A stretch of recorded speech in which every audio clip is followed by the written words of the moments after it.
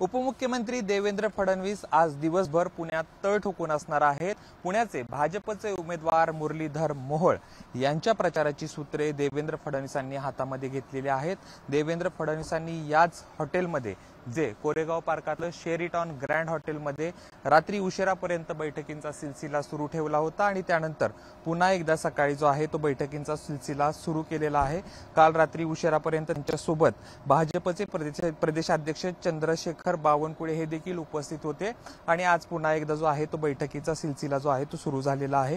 खरं तर मुरलीधर मोहोळ यांच्या प्रचाराची सूत्र सगळी जी आहे ती देवेंद्र फडणवीसांनी हातामध्ये घेतलेली आहेत।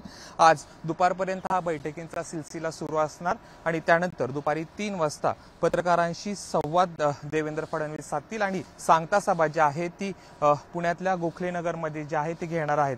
काल भोसरीमध्ये सभा घेतल्यानंतर देवेंद्र फडणवीसांनी याच शेरिटॉन ग्रँड हॉटेलमध्ये जी आहे ती रात्री उशिरापर्यंत बैठका घेतल्या आणि त्यानंतर आता सकाळपासून पुन्हा एकदा बैठकांना जी आहे ती सकाळपासून जी आहे ती बैठकांना सुरुवात झालेली आहे। कॅमेरा पर्सन राजेश बिडकर सह जयदीप भगत, एबीपी माझा, पुणे। एबीपी माझा, उघडा डोळे बघा नीट।